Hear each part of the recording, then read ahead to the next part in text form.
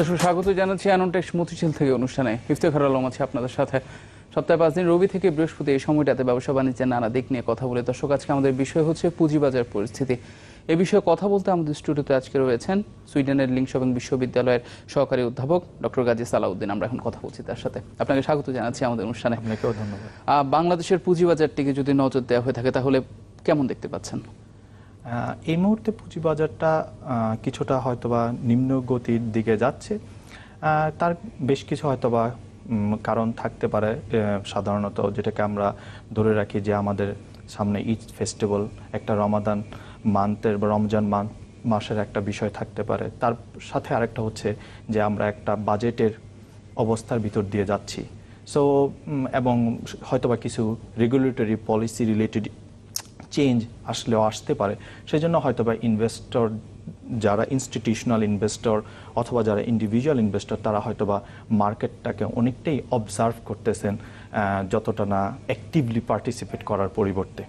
এই actively participate বা গ্রহণযোগ্যভাবে কথাটুকু রয়েছে। প্রত্যেকবারে কিন্তু দেখা যায় যে একই শব্দ যে প্রাতিষ্ঠানিক বিনিয়োগকারীরা এগিয়ে আসছে না, এই শব্দটার মধ্যেই কিন্তু বেশিরভাগ সময়টা ঘুরপাক খাচ্ছে। আসলে বিষয়টা কেন? আমি আসলে একটু ভিন্নভাবে দেখতে চাচ্ছি যে প্রাতিষ্ঠানিক বিনিয়োগকারীদের ক্ষেত্রে শুধুমাত্র এই সময়টার কথাই আমি বলতে চাচ্ছি না। আমি বিষয়টাকে দেখতে চাচ্ছি যে প্রাতিষ্ঠানিক বিনিয়োগের ক্ষেত্রে আমাদের আসলে এই মুহূর্তে যে অ্যাসেট ক্লাসের যে সেক্টরগুলো, সেই সেক্টরগুলো খুবই অল্প। যেমন আমি যদি আমার পার্সোনাল এক অভিজ্ঞতা থেকে বলি, আমাদের খুব তাড়াতাড়ি বন্ড মার্কেটটাকে আরও বেশি পরিমাণ ইনভলভ করা দরকার, যেহেতু বন্ড মার্কেটটা টোটালি আমাদের ইনঅ্যাক্টিভ এই মুহূর্তে, এবং তার সাথে কমোডিটি মার্কেটটাও আমাদের ফাইন্যান্সিয়াল মার্কেটের জন্য অত্যন্ত গুরুত্বপূর্ণ। কমোডিটি মার্কেট দুইটা পার্সপেক্টিভে গুরুত্বপূর্ণ। একটা হচ্ছে আমাদের প্রাইস মেকানিজমের ক্ষেত্রে আমরা জানি যে ওয়েল প্রাইসের সাথে আমাদের economy both for agricultural sector এবং রিয়েল ইকোনমি খুবই কানেক্টেড, এবং এগ্রিকালচারাল কমোডিটি প্রাইসটাও কানেক্টেড। এটা গেল আমাদের প্রাইস পার্সপেক্টিভ। আর ট্রেডিংয়ের পার্সপেক্টিভে, গ্লোবাল ট্রেডিংয়ের পার্সপেক্টিভ ইনভেস্টররা আরেকটা অল্টারনেটিভ অ্যাসেট ক্লাস হিসাবে তারা ইনভেস্টমেন্টের একটা অপরচুনিটি পায়। এবং এই ক্ষেত্রে আরেকটা গুরুত্বপূর্ণ বিষয় যেটা আর কি গবেষণা থেকে প্রাপ্ত ইনফরমেশন, যে কমোডিটি মার্কেটটা মূলত একটা হেজিং ইনস্ট্রুমেন্ট হিসাবে কাজ করে। যেমন যেটাকে এখন বলা হয় gold is a safe haven. So metal or yellow metal is a safe haven. অনেক আগে হয়তো বা ওয়েল কমোডিটি ক্রুড অয়েল প্রাইসটাকে হেজিংয়ের একটা ইনস্ট্রুমেন্ট হিসেবে ওয়াইডলি ব্যবহার করা হতো, কারণ তার বিজনেস সাইকেল প্যাটার্নটা স্টক মার্কেটের প্যাটার্ন থেকে গ্লোবালি একটু ডিফারেন্ট। সো আমার মনে হয় এটা একটা বিষয় যদি আমরা লং টার্ম পার্সপেক্টিভে চিন্তা করি। আর শর্ট টার্ম পার্সপেক্টিভে আমার কাছে মনে হয় যে ইনস্টিটিউশনাল ইনভেস্টররা মার্কেটটাকে অবজার্ভ করতেছেন দুইটা পার্সপেক্টিভে। একটা পার্সপেক্টিভ তারা এক্সপেক্ট করতেছেন যে মানে কি type of policy related change বা রেগুলেটরি রিলেটেড চেঞ্জ আসতেছে মার্কেটে, সেটার জন্য তারা একটু অবজার্ভ করতেছেন।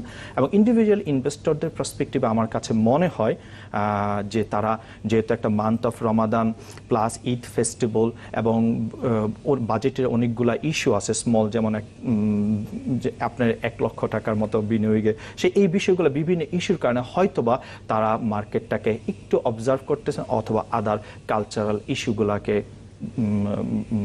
মোর ফোকাসড। আমরা তেলের দামের কথা বললেন, এই দরের উপরে কিন্তু আমরা দেখেছি বিদেশে শেয়ার বাজারগুলোতে বেশ দরপতন হয়ে থাকে, কখনো বাড়ে কখনো কমে।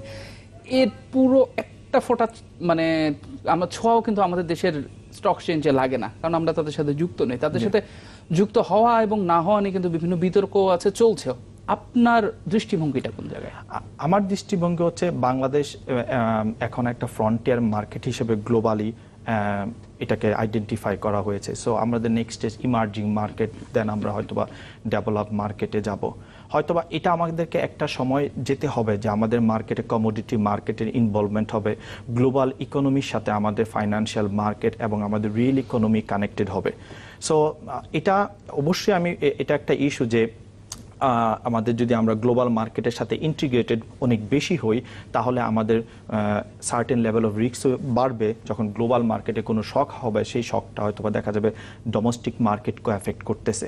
অন দ্য আদার হ্যান্ড আমাদের কিন্তু ফরেন ইনভেস্টর্স যে আমাদের ক্যাপিটাল মার্কেটে, সেটার পরিমাণেও বাড়বে, যেই কারণে আমাদের এখন কিন্তু ফরেন ইনভেস্টররা ক্যাপিটাল মার্কেটে মানে একদম ন্যূনতম পর্যায়ে বলা চলে, এবং যে জন্য আমাদের যে মার্কেট লিকুইডিটি বলেন, মার্কেট ক্যাপ বলেন, বা ইনভেস্টরের লাইক ফুল বেসটাকে বলেন, ইনস্টিটিউশনাল বেসটা কিন্তু আমাদের সেভাবে বেড়ে উঠতেছে না। সো এই অবস্থা থেকে যদি আমরা পরিবর্তন চাই, তাহলে আমি মনে করি কোন রেটে আমরা প্রোগ্রেস হব, আমি এই মুহূর্তে মনে করি আমরা স্লো প্রসেসে অ্যাটলিস্ট আদার অ্যাসেট ক্লাসগুলোকে ইনক্লুড করতে পারি।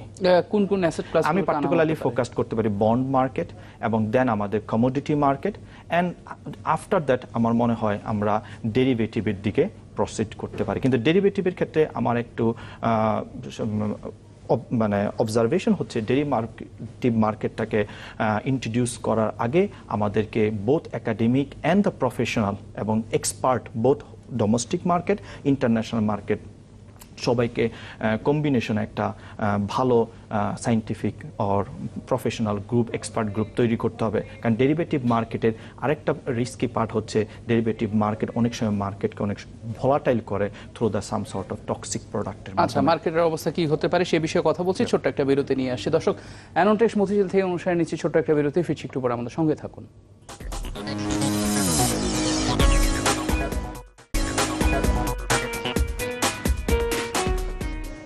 দর্শক, আবারও স্বাগত জানাচ্ছি অ্যানোনটেক্স মতিঝিল থেকে অনুষ্ঠানে। ডক্টর সালাউদ্দিন, পুঁজিবাজারের বিভিন্ন দিক পরিবর্তনের উপাদান সম্পর্কে বলছিলেন, বিষয়গুলো যদি আরেকবার ব্যাখ্যা করে দিতেন। আমি যদি ধরেন এই মুহূর্তে বলি, আমাদের দেশে যদি বিনিয়োগের ক্ষেত্রে বন্ড মার্কেটের কথা যদি আমরা শুরু করি, তাহলে আপনি একটা জিনিস খুব মানে অবজারভেবল বিষয় হচ্ছে যে আমাদের সেভিংস সার্টিফিকেটের রেটটা এখনও অনেকটুকুই বেশি আর কি বলে আমার মনে হয়। তাহলে একটা বিনিয়োগকারী যেহেতু সেভিংস সার্টিফিকেটের মাধ্যমে সে একটা ভালো পাচ্ছে, সে কেন ক্যাপিটাল মার্কেটে ইনভেস্ট করবে? সো বাট সেভিং সার্টিফিকেট, এটা আরেকটা বিষয় যে সেভিং সার্টিফিকেটটা একবারে উঠে যাবে সেটার ব্যাপারে আমি একমত না, এটা আমার ব্যক্তিগত। কারণ আমাদের দেশের অনেক সরকারি, আধা সরকারি কর্মকর্তা আছেন যাদের অনেকটাই তারা ক্যাপিটাল মার্কেট সম্পর্কে আসলে অবগত না। কিন্তু আমাদের একটা বিষয়কে আইডেন্টিফাই, যে কোন গ্রুপটা, আমার ইকোনমির কোন গ্রুপটার জন্য আমরা সেভিং সার্টিফিকেটগুলোকে দিতেছি, বা সেভিং সার্টিফিকেটগুলো তাদের একটা সোর্স অফ ইনকাম জেনারেশনের জন্য চালু করতেছি, সেই বিষয়টাকে আমরা আইডেন্টিফাই করতে পারি হয়তোবা তাদের 3 নাম্বার দিয়ে। যেমন একজন হাই ইনকাম বা একজন ইনভেস্টর যে তার ক্যাপিটাল মার্কেটে ইনভেস্ট করার জন্য অপরচুনিটি, সে কেন সেভিং সার্টিফিকেটে ইনভেস্ট করবে? সো এই জিনিসটাকে আমি একটা সিলেক্টেড ইনকাম গ্রুপের জন্য সেভিং সার্টিফিকেটটা রেখে আমি মনে করি এটাকে জেনারেলাইজড না করাটাই ভালো, এবং যেটা হয়তোবা আমাদের ক্যাপিটাল মার্কেটকে ত্বরান্বিত করার ক্ষেত্রে একটা সহায়ক ভূমিকা পালন করবে। এটা জাস্ট আমার একটা personal observation based on the rate. আর দ্বিতীয় অবজারভেশন হচ্ছে যে কমোডিটি মার্কেটের কথা আমি হয়তো অনেক, কমোডিটি মার্কেটের ক্ষেত্রে আরেকটা বিষয় আমাদের জন্য খুবই, কমোডিটি মার্কেটে কিন্তু এগ্রিকালচারাল কমোডিটি ট্রেডিংসও আছে। সো আমরা হয়তোবা দেখা যাবে এগ্রিকালচারাল কমোডিটি ট্রেডিংয়ের প্রাইস, দ্য গ্লোবাল মার্কেটের প্রাইস মেকানিজমের ক্ষেত্রে আমাদের এগ্রিকালচারাল সেক্টর প্লাস আমাদের যে ওয়াইল্ড ডিপেন্ডেন্সি সেক্টর, এই মেকানিজমটাও কিন্তু অনেক সময় হেল্প করে, কারণ স্পট প্রাইস অ্যান্ড ফিউচার প্রাইসের ভিতরে একটা স্ট্রংলি কো-মুভমেন্ট অ্যান্ড কানেক্টিভিটি আছে। সো এটা একটা আমাদের সহায়ক ভূমিকা পালন করতে পারে, যদিও এটা হয়তো বা একটা নতুন ইনস্ট্রুমেন্টস, ফিউচার কন্ট্রাক্ট, নতুন প্রোডাক্ট, এটা হয়তো বা আমাদের বিনিয়োগকারীদের জন্য কিছুদিন সময় লাগবে তার এটাকে জানার এবং বোঝার, কিন্তু আমাদের তো একটা সময় শুরু করতেই হবে। সো আমরা যদি দিনের পর দিন ওয়েট করি কখন শুরু করব, একটা সময় শুরু করতে, সেক্ষেত্রে আমি আগেও বলেছি এখনও বলতেছি, আমরা শুরুটা আস্তে শুরু করতে পারি, কিন্তু আমাদেরকে শুরু করতে হবে। সো যেহেতু এখন পাকিস্তান এবং ইন্ডিয়া তাদের অলরেডি ডেরিভেটিভস বা আদার মার্কেটগুলো অলরেডি সিগনিফিকেন্টলি ইমপ্রুভ অফ কন্ডিশনে আছে, সেই তুলনায় কিন্তু আমরা একটু পিছিয়ে আছি। শুধুমাত্র আমাদের বিনিয়োগকারীদের কিন্তু আমরা অনেক বেশি রকম অ্যাসেট ক্লাসেস দিতে পারতেছি। পুঁজিবাজারে বাংলাদেশের প্রেক্ষাপটে ডেরিভেটিভসগুলো কি হতে পারে বা কি ধরনের হওয়া উচিত? আমি ডেরিভেটিভসটা এই মুহূর্তে বেশি ফোকাস করতেছি না, আমি মূলত ফোকাস করতেছি মূলত কমোডিটিজ এবং বন্ড মার্কেটটা। আর যদি এর পরবর্তীতে আমি মনে করি কারেন্সি মার্কেট, দেন আমরা ফোকাস করতে পারি ডেরিভেটিভ মার্কেট। সো ডেরিভেটিভের ক্ষেত্রে যে অপশনসগুলো বা আদার্স যে ইনস্ট্রুমেন্টসগুলো এবং গ্লোবাল ইনভেস্টর বা গ্লোবাল বিনিয়োগকারীদেরকে আমরা এই ক্ষেত্রে আহ্বান করতে পারি, বা একটা এনভায়রনমেন্ট ক্রিয়েট করতে পারি যেটাকে বলে ইনভেস্টমেন্ট এনভায়রনমেন্ট, যে আমাদের ক্যাপিটাল মার্কেটের মার্কেট ইফিসিয়েন্সি এই বিষয়গুলোকে মানে আরো বুঝার এবং ওয়েলকামিং কন্ডিশন করতে পারি, যেটা information availability to the home investor, foreign investor and global investor. সেক্ষেত্রে প্রশিক্ষণ এবং গবেষণার গুরুত্ব কতটুকু? আমি মনে করি প্রশিক্ষণ এবং গবেষণার গুরুত্ব দুইটা খুবই গুরুত্বপূর্ণ। একটা ছোট্ট আমাদের দেশে যে আমরা যারা ক্যাপিটাল মার্কেট নিয়ে কাজ করি বা এই মুহূর্তে আমাদের দেশে খুব বেশি পরিমাণ গবেষণা হচ্ছে না এই বাংলাদেশের ক্যাপিটাল মার্কেট নিয়ে, পার্টিকুলারলি ব্যাংকিং সেক্টর বলেন, কর্পোরেট গভর্নেন্স স্ট্রাকচারটা বলেন, plus the capital market individual farm লেভেলে, সেই লেভেলে কিন্তু আমাদের দেশে খুব একটা গবেষণা হচ্ছে না। যেহেতু আমি এই বিষয়টাতে গবেষণার সাথে সম্পৃক্ত, আমার কাছে মনে হয় আমাদের বেশিরভাগ গবেষণার যে এরিয়াটা সেটা শুধুমাত্র আমরা ইনভেস্টিগেট করি মার্কেট ইফিসিয়েন্সি, এবং সেটা আমরা সবাই জানি Bangladesh market efficiency weak from efficient, এটা নিয়েই কিন্তু আমরা সবাই কিন্তু আমরা এই যে বিষয়টা নিয়ে গবেষণা করা অনেকগুলো বিষয়। যেমন একটা বিষয় হচ্ছে একটা নতুন কোম্পানি যখন মার্কেটে লিস্টেড হয়, তার 5 বছর পরবর্তী সময় সেই কোম্পানিটার গ্রোথ কি, সেই কর্পোরেট গভর্নেন্স স্ট্রাকচারটা কি, তার ডিভিডেন্ড প্যাটার্নটা কি হচ্ছে, বা আমাদের যে স্টক মার্কেট ডিফারেন্ট সেক্টরগুলো আছে, হেলথ সেক্টর আছে, আইটি সেক্টর আছে, টেকনোলজিক্যাল বেস সেক্টর আছে, টেক্সটাইল বেস সেক্টর আছে, অটোমোবাইল সেক্টর, এই যে সবগুলো বিভিন্ন সেক্টরগুলো আছে, এই সেক্টরগুলো কোন সেক্টর কীরকম পারফর্ম করতেছে, কোন সেক্টর কর্পোরেট গভর্নেন্স স্ট্রাকচারটা কেমন, সে বিষয়টাকে নিয়ে কিন্তু আমরা খুব একটা মাইক্রো লেভেল, আমি যেটাকে বলতে চাচ্ছি মাইক্রো লেভেল ম্যাক্রো অ্যাসেসমেন্টটা কিন্তু এখনও সেইভাবে গড়ে ওঠেনি। সো আমি মনে করি এই জায়গাগুলোতে বিনিয়োগ ইনস্টিটিউশনাল যারা ইনভেস্টর আছে, ইনস্টিটিউশনাল যারা বডি আছেন, তাদের একটা পরিস্থিতি বা আছে যে তারা এখানে অনেকটা সময় দিতে পারেন গবেষণার জন্য। এই গবেষণার ক্ষেত্রকে কতটুকু এগিয়ে নেওয়া যায় সে বিষয়ে কথা বলবো, আর একটা বিরতি নিয়ে আসি। দর্শক, অ্যানোনটেক্স মতিঝিল থেকে অনুষ্ঠান নিচ্ছে আরও একটা বিরতি, আমাদের সঙ্গে থাকুন।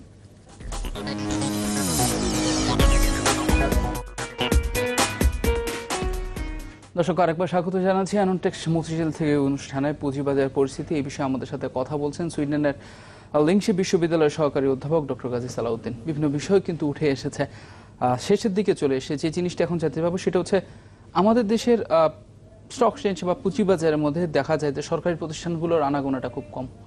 আমরা যদি বলি মানে বড় অঙ্কের দিকে তাকাই, সেটা নেই।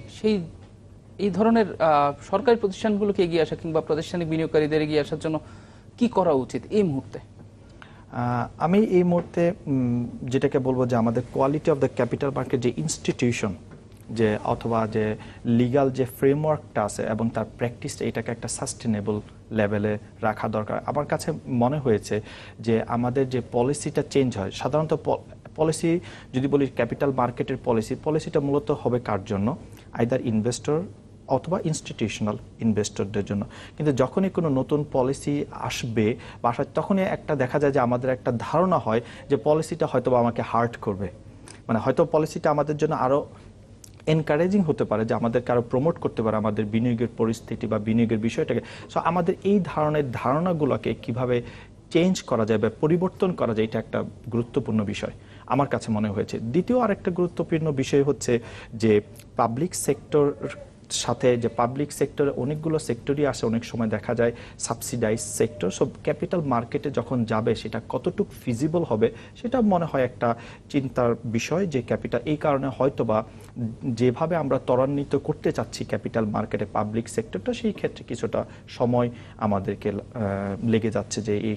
কিন্তু আমার কাছে মনে হয় প্রাইভেট সেক্টরটাকেই আমাদের এবং ফরেন ইনভেস্টর বা ইনভেস্টরকে আমাদেরকে মোস্ট প্রায়োরিটি দিতে হবে এই বিনিয়োগের পরিস্থিতিটাকে আরও বেশি পরিমাণ অ্যাট্রাকটিভ করার জন্য। এটা হচ্ছে আমার একটা, এবং এই ক্ষেত্রে আমাদের ইনস্টিটিউশনাল কোয়ালিটি এবং ইনভেস্টরদের কনফিডেন্সটাকে আমরা কিভাবে বৃদ্ধি করতে পারি। সো আজকে এই অনুষ্ঠানের মাধ্যমে একটা জিনিস আমি শেয়ার করতে চাই আপনাদের সবার কাছে।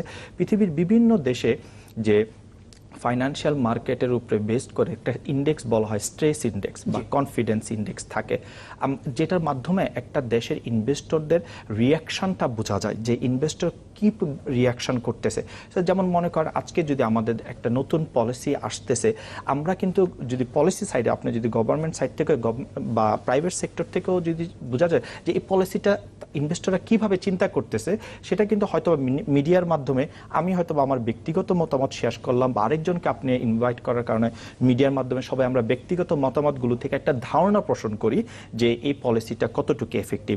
কিন্তু আমাদের যদি একটা কনফিডেন্স ইন্ডেক্স মানে financial market, capital market index and stress থাকে, সঙ্গে সঙ্গে একটা পলিসির পর আমাদের ইনভেস্টরদের রিয়াকশনটা কি, রাইট? সেই রিয়াকশনের মাধ্যমে কিন্তু আমরা বুঝতে পারি আমাদের পলিসিটা কতটুকু বিনিয়োগের জন্য সহায়ক এই হবে। পদ্ধতিগুলো অবলম্বন করলে কি বাংলাদেশের পুঁজিবাজার আবারও শক্ত অবস্থানে চলে যাবে বলে আমি মনে করি বাংলাদেশ পুঁজিবাজার শক্ত, এটা অবশ্যই অ্যাটলিস্ট আমরা আমাদের পলিসির দিক থেকে আরো বেশি পরিমাণ সহায়ক পলিসি উপস্থাপন করতে পারবো। অনেক সময় আমি মনে করতেছি, পলিসি মেকাররা মনে করতেছেন যে পলিসিটা সহায়ক, কিন্তু বিনিয়োগকারীরা ঠিক একইভাবে চিন্তা করতেছেন না। সো এই বিনিয়োগকারীদের ফিলিংসটাকে বা ইনভেস্টরদের কনফিডেন্সটাকে বোঝার জন্য এই কনফিডেন্স ইন্ডেক্স এবং মার্কেট রিয়াকশনের জন্য স্ট্রেস ইন্ডেক্সটা আমার মনে হয় বাংলাদেশের এখন ডেভেলপ করার জন্য একটা দরকার। ডক্টর কাজী সালাউদ্দিন, আপনাকে অসংখ্য ধন্যবাদ আমাদের এখানে আসার জন্য। যে মতবাদগুলো আপনি দিয়েছেন, আমরা আশা করছি সেগুলি নিয়ে বাংলাদেশের পুঁজিবাজার আর অনেক দূরে এগিয়ে যাবে। আপনাকে ধন্যবাদ। আপনাকেও ধন্যবাদ। দর্শক, অ্যানোনটেক্স মতিঝিল থেকে অনুষ্ঠান আজকে এই পর্যন্ত। আগামী পর্বে নতুন কোনো বিষয় নিয়ে কথা হবে। ততক্ষণ পর্যন্ত চ্যানেল 24 এর সাথে থাকুন।